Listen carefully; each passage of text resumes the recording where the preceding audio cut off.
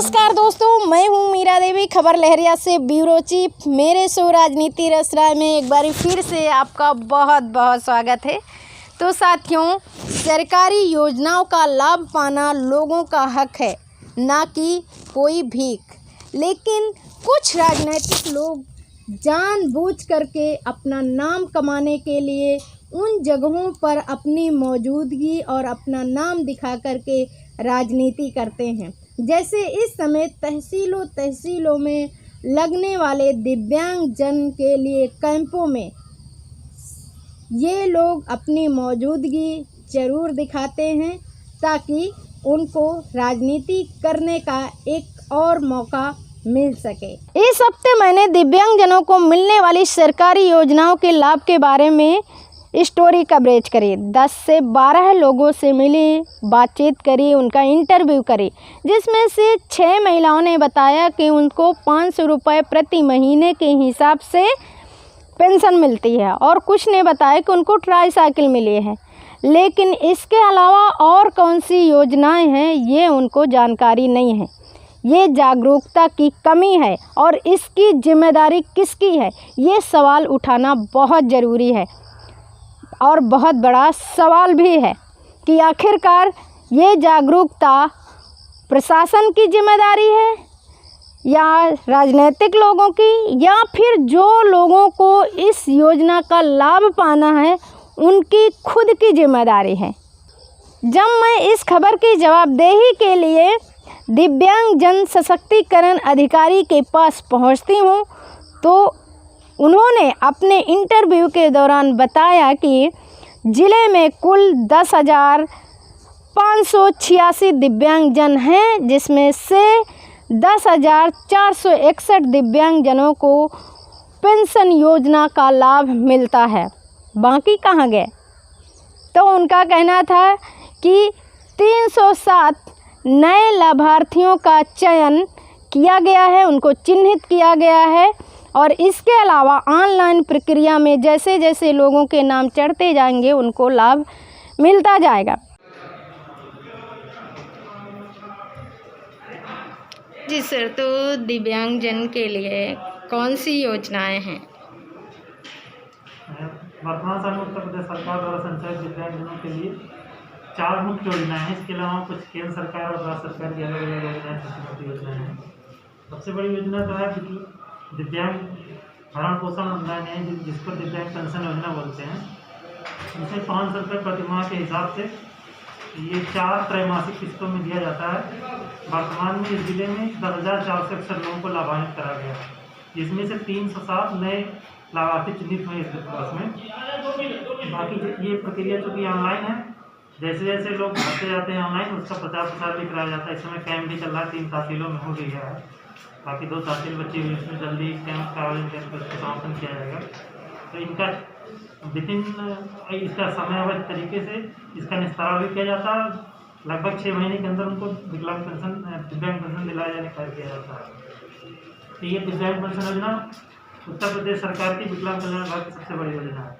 दूसरी योजना है दुकान निर्माण संचालन की योजना, जिसके अंतर्गत हम दिव्यांगजनों को स्वयं आर्थिक रूप से आत्मनिर्भर बनाने का कार्य करते हैं। तो इसके लिए दुकान निर्माण और संचालन योजना उसको बोलते हैं, यानी जिसके पास दुकानें हैं, खोखा गिनती वगैरह है, उसको संचालित करने के लिए 10,000 दिया जाता है। या जिनके पास नहीं है, अगर वो बनाते हैं तो उसके लिए 10,000 रुपये दिया जाता है। ये 18 वर्ष के ऊपर दिव्यांगजनों को प्राप्त दिया जाता है, और इसमें 4% ब्याज भी लगता है। ये एक प्रकार का 10,000 की धनराशि में 2,500 अनुदान होता है, 7,500 लोनिंग होती है, जिसके 4% त्रैमासिक किस्तों के आधार पर ब्याज भुगतान किया जाता है। तीसरी योजना शादी विवाह प्रोत्साहन पुरस्कार राशि। जैसे समाज कल्याण में या अल्पसंख्यक कल्याण विभाग में, पिछड़ा वर्ग कल्याण में शादी अनुदान की एक व्यवस्था है। जैसे शादी हो जाती है, उसके बाद उनके पिता को अनुदान दिया जाता है लड़कियों के। लेकिन हमारे यहाँ क्या है, अगर कोई दिव्यांग लड़की है या लड़का है, या दोनों दिव्यांग हैं, इनकी शादी हो जाती है, तो इनको प्रोत्साहन के पुरस्कार के रूप में दिया जाता है। अगर लड़की लड़का दोनों विकलांग हैं तो 35,000 रुपये दिया जाता है।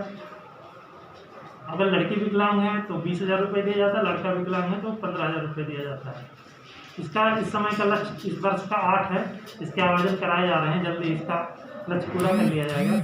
इसी प्रकार दुकान में हमने बताया नहीं था आपको, दुकान में 7 का आवेदन का लक्ष्य है, जिसमें 5 लोगों का ऑनलाइन आवेदन हो चुका है, 2 का और बाकी वो भी जल्द करा दिया जाएगा। ये सुन करके तो बहुत अच्छा लग रहा था कि प्रशासन बहुत अच्छे तरीके से काम कर रही है और इस योजना का लाभ ज़्यादा से ज़्यादा जो दिव्यांगजन हैं उन तक पहुंच रही है। लेकिन इसके अलावा जब ये बात मैंने की कि और कौन सी योजनाएं हैं दिव्यांगजनों के लिए, तो लगभग आधा दर्जन से भी ज़्यादा योजनाओं के नाम उन्होंने गिनाए। लेकिन लाभ किसको किसको मिल रहा है, ज़मीनी स्तर पर इसकी क्या सच्चाई है, इनका क्या आंकड़ा है, क्या लक्ष्य है, ये बताने में वो असमर्थ रहे। जबकि अगर राजनीतिक लोगों की बात की जाए तो वो बड़े गर्व के साथ और राजनीति करते हुए ये कहते हैं कि दिव्यांगजनों को सारी योजनाओं का लाभ मिल रहा है, वो इसका लाभ पूरी तरह से उठा रहे हैं। और ये मैं इसलिए कह रही हूँ क्योंकि जब भी तहसीलों में इस समय कैंप लगाए जा रहे हैं दिव्यांगजनों के लिए, तो उनको इन योजनाओं का हवाला दिया जाता है। इसके अलावा जब अभी प्रधानमंत्री नरेंद्र मोदी का जन्मदिन था, उस समय भी बहुत सारे दिव्यांगजनों को ट्राईसाइकिल के अलावा और भी जो कृत्रिम यंत्र थे वो दिए गए हैं, बांटे गए हैं। बांदा की अगर बात की जाए तो उस समय भी बड़े ही गर्व के साथ जो भाषणबाजी हो रही थी उसमें ये कहा जा रहा था कि इतने सारे दिव्यांगजनों के प्रति उनकी सरकार गंभीर है और वो उनको लाभ दे रही है। जबकि इसकी सच्चाई की पोल वो विभाग खोलता है जो इसके लिए जिम्मेदार है। केवल एक ऐसी पार्टी है जो सबका साथ, सबका विकास और सबके विश्वास पर भरोसा रखकर काम करने का काम करती है। आज संयुक्त रूप से हम लोग अपने देश के यशस्वी प्रधानमंत्री जी के 70वें जन्म दिवस के उपलक्ष्य पर उनके दीर्घायु की कामना करें, उनके आरोग्य की कामना करें, क्योंकि जिनके कंधों पर इस संपूर्ण राष्ट्र का भार है, जिस तरीके से उनके काम करने की निरंतरता है वो और मजबूत हो और उन पर सबकी प्रभु की कृपा बनी रहे। इस जन्म दिवस के अवसर पर हम लोग इस मंगल कामना को करें और इसी के साथ मैं अपनी बात समाप्त करता हूँ। बहुत बहुत धन्यवाद। हमारी रिपोर्टिंग और लोगों की बातचीत के जरिए ये पता चला कि कई ऐसे लोग और परिवार भी मिले जिनके घर में पति पत्नी दोनों विकलांग हैं। अब जरा सोचिए, जिनके घर में अगर ये स्थिति है तो उनकी ज़िंदगी का गुजारा बहुत खतरे में पड़ जाता है। रहने के लिए छत नहीं है, आमदनी का कोई जरिया नहीं है क्योंकि वो काम नहीं कर सकते, कहीं भी आने जाने में असमर्थ है, उनको योजना का लाभ नहीं मिल सका कि ट्राईसाइकिल मिल जाए, उससे वो जा कर के अपनी जो ये पीड़ा है, ये जो दुख है, इसको अधिकारी और विभाग के पास सुना सकें ताकि उनको लाभ मिल सके। इतना ही नहीं, हमारे प्रधानमंत्री ने एक बारी अपने भाषण में इनको विकलांग से दिव्यांगजन नया नाम दिया था और उन्होंने ये कहा था कि उनको ये सम्मानित करने का दावा है। सम्मानित शब्द है, अरे इस सम्मानित शब्द को लेकर के वो क्या करेंगे? और अगर इस सम्मानित शब्द के साथ अगर उन योजनाओं का लाभ नहीं मिला जिसके वो हकदार हैं, तो ये नाम और सम्मान सिर्फ और सिर्फ राजनीतिक खेल ही लगता है। तो आपके पति कैसे? हमारे पति भी एक पैर से कमज़ोर है, विकलांग है। जो आपकी ये स्थिति हुई है, विकलांग हो गई, कैसे, क्या क्या है, कैसे हो गया था ये सब? ये हमें बुखार आया था, बस बुखार हमें ऐसे हो गया। कितनी छोटी रही होंगी जब मतलब